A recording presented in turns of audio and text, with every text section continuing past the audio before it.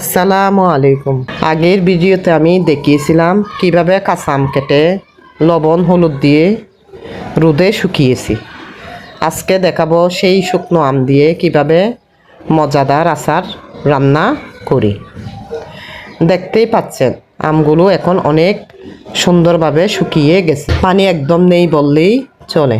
ঠিক এইভাবে শুকাতে হয়, তাহলে আচার অনেক দিন ভালো থাকে।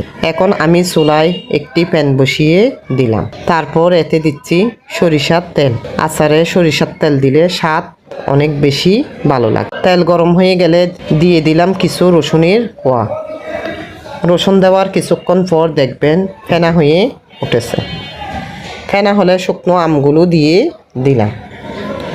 এই আমগুলো কিন্তু আমি হলুদ ও লবণ দিয়ে শুকিয়ে নিয়েছিলাম, না হলে আচার নষ্ট হয়ে যাবে। এরপর সবগুলো আম এভাবে করে দিয়ে দিচ্ছিলাম। আমগুলো আমি প্রায় 2 দিন শুকিয়েছি, তাই আপনারাও এভাবে শুকিয়ে তারপর আচার বানাবেন। এরপর দিলাম লবণ, পরিমাণ মতো লবণ দিবেন। তারপর দিলাম বিট লবণ আর দিয়ে দিলাম হলুদ, কিছুটা মরিচ দিলাম, তারপর কিছু মশলা। এরপর দিলাম ভিনেগার, কিছুটা মিষ্টি হওয়ার জন্য চিনি দিলাম, সাথে কয়েকটি তেজপাতা দিলে সুগন্ধি হয়। এখন ভালোভাবে নেড়ে ছেড়ে দিব, যাতে মশলা ভালোভাবে মিশিয়ে যায়। ভালো করে নাড়তে হবে, আমি বারবার নেড়ে দিচ্ছি।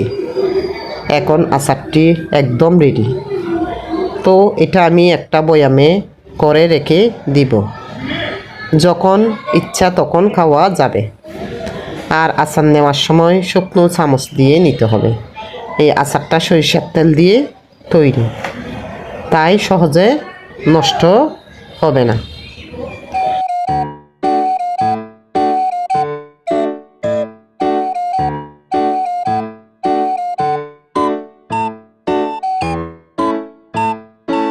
ভিডিওটি লাইক কমেন্ট দিয়ে পাশে থাকবেন। আল্লাহ হাফেজ।